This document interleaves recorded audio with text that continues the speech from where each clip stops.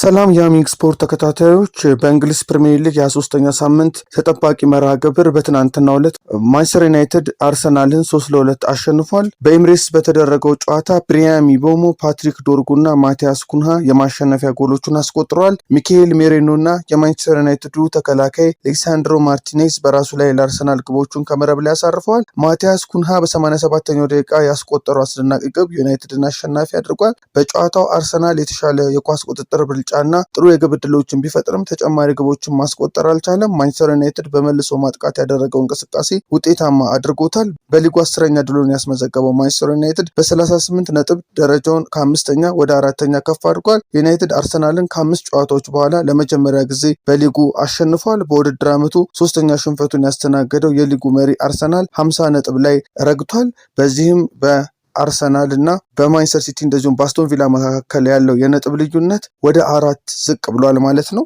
ማንቸስተር ዩናይትድ በፕሪሚየር ሊጉ ከ9 ዓመት በኋላ ነው አርሰናልን በሜዳው ሄዶ ያሸነፈው። ባለፈው ሳምንት ማንቸስተር ሲቲን ያሸነፈው አሰልጣኝ ማይክል ካሪክ ተከታታይ ድሉን በማስመዝገብ በ38 ነጥብ በሊጉ ወደ 4ኛ ደረጃ ከፍ ብሏል።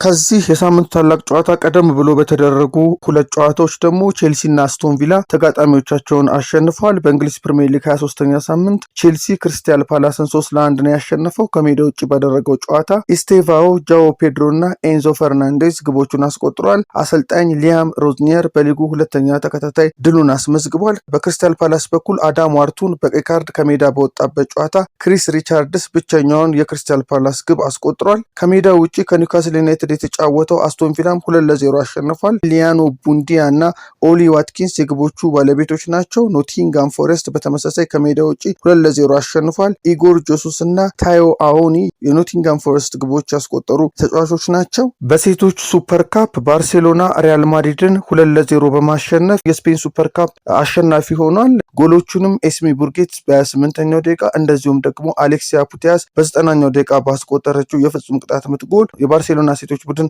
አሸናፊ ሆኗል። ወደ ሌላ ጨዋታ ስናልፍ በባርክሌይ ሴቶች ሱፐር ሊግ 13ኛ ሳምንት ጨዋታ ሊቨርፑል ቶትናምን በማሸነፍ በውድድር ዓመቱ የመጀመሪያ ድሉን አስመዝግቧል።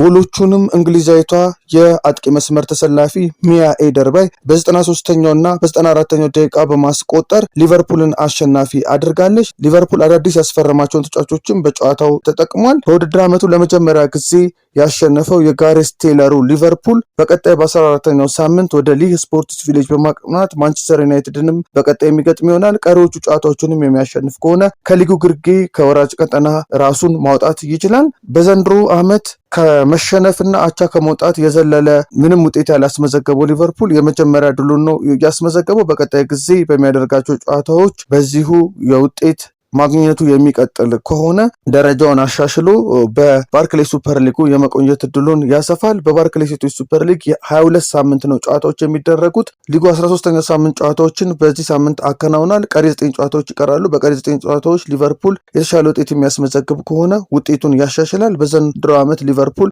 በባርክሌይ ሴቶች ሱፐር ሊግ በታሪኩ በጣም ደካማ የሚባል ውጤት ነው ያስመዘገበው። አድማጮቻችን ለጥር 18 ለዕለተ ሰኞ የያዝናቸው አጫጭር ስፖርታዊ መረጃዎች ይህን ይመስላሉ። ወደ ኋላ ላይ በሌሎች ስፖርታዊ መረጃዎች እንመለሳለን። መልካም ቀን።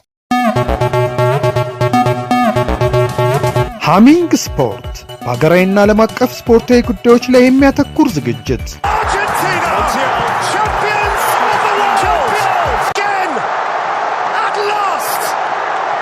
በሃሚንግ ስፖርት የስፖርት ዜናዎች፣ በተመረጡ ርዕሶች ላይ ውይይት፣ የእንግዳ ዝግጅት፣ የስፖርተኞች ግለ ታሪክና የሴቶችን እግር ኳስ በልዩ ሁኔታ ይዳስሳል።